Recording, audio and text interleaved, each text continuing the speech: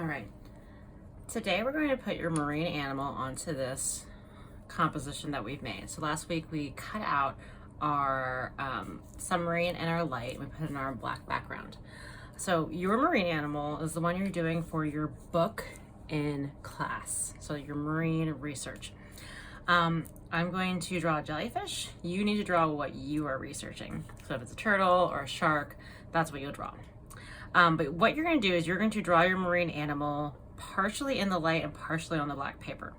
So if I was going to do a shark, I might do it like this with the head over here, a turtle like this with the head right here.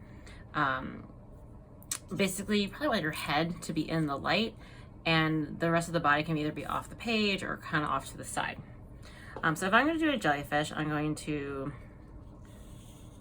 I'll draw the jellyfish here, and maybe its legs kind of go off the edge. Then I'm going to color it in. The best thing to use for this is crayon.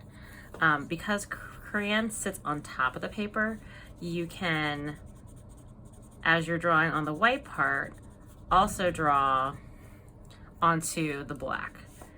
The idea is that on the black it's not going to show up as much, but it will show up enough to be able to see some of the details. So I want you to treat the paper the same, even though it will look different. It'd be kind of cool also you could also use white for some of the areas, and of course that might not show up on the white paper, but it might show up kind of cool on the black paper.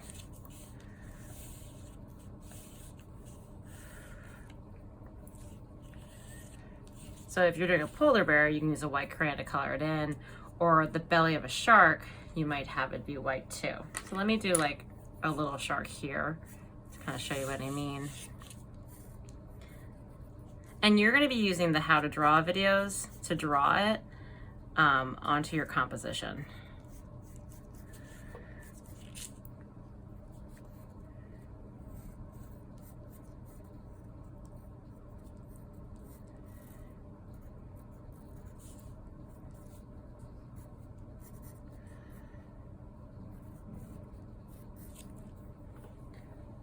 So if I was doing my shark, I know white's not going to show up on the white paper, but the belly of my shark could be white over here. I might use my pencil to do the shading.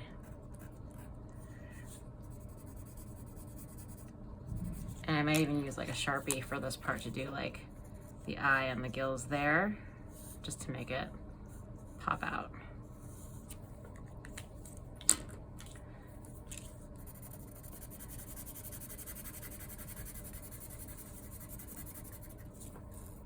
So your marine animal should be poking into the light, and then you draw the rest of it on the black. After that, you need to have at least one or two things that also might be in this environment. You're researching this marine animal and you found out a lot about them. So it could be like what they eat, it could be kind of plants around them. So like if I wanted to put like sea kelp, I might draw that, even though it's kind of hard to see. Like over here, maybe I'll have some in the light too so you can see it.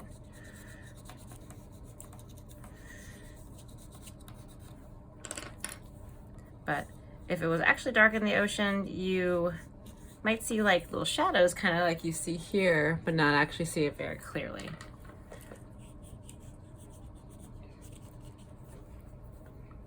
I do like little plankton.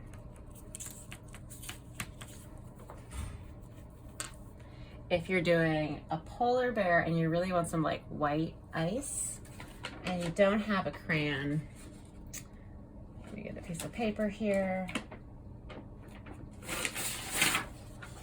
You could use grip paper and make like an iceberg in the corner of your paper. So like that could be like an iceberg.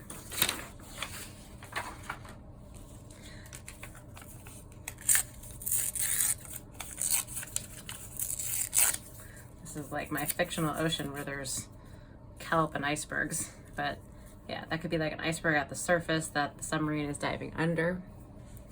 So be creative. You could also do some more stuff in white paper and like glue it down if you really want to see it. But